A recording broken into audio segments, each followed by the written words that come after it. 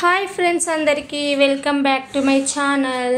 So ఎవరైనా మీరైతే first time మా వీడియోని చూస్తున్నట్టయితే ప్లీజ్ మా ఛానల్ని అయితే సబ్స్క్రైబ్ చేసుకోండి. ఈరోజు మా ఇంట్లో రెసిపీ ఏంటంటే తోటకూర ఫ్రై అన్నట్టు. ఒక్కొక్కరు ఒక్కొక్క విధంగా చేస్తుంటారు కాబట్టి సో నా స్టైల్లో ఏ విధంగా చేశాను అనేది అయితే చూడండి.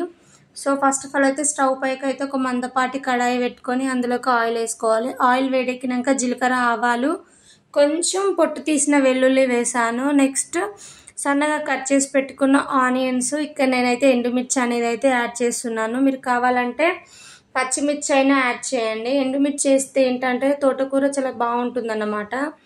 సో ఇక్కడ నేను ఎండుమిర్చి వేసాను. అవి కొంచెం ఫ్రై అయ్యాక అందులోకి పసుపు యాడ్ చేసి అయితే తోటకూర అనేది అయితే వేసేసాను. సో తోటకూరకైతే ఆయిల్ పట్టేలాగా బాగా మిక్స్ చేసుకొని మూత పెట్టుకొని హై ఫ్లేమ్లో ఒక 10 మినిట్స్ పాటు అయితే ఉడకబెట్టుకోవాలి.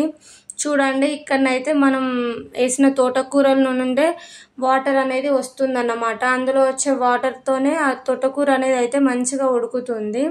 సో నేను ఇక్కడనైతే లాతది తీసుకున్నాను అన్నమాట తోటకూర.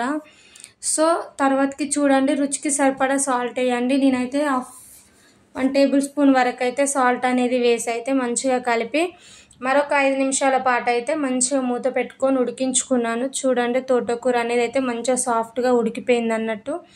ఆకులు ఉంటే అంత తినబుద్ధి కాదు కాబట్టి ఇలా మెత్తగా ఉడికిస్తాను ఎప్పుడు చేసినా.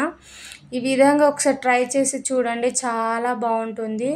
సో నాన్ వెజ్ కంటే కూడా నాకైతే ఈ తోటకూర కర్రీ అంత నచ్చుతుందన్నమాట. సో హెల్త్కి ది బెస్ట్ కాబట్టి వీక్లీ ట్వైస్ అయినా ఈ విధంగా ట్రై చేసి తినండి, చాలా బాగుంటుంది. సో ఈ వీడియో మీ అందరికీ నచ్చిందనే అనుకుంటున్నాను. నచ్చితే లైక్ చేయండి, షేర్ చేయండి, కామెంట్ చేయండి. మరిన్ని వీడియోల కోసం ప్లీజ్ సబ్స్క్రైబ్ మై ఛానల్. ఓకేనా? Thank you for watching.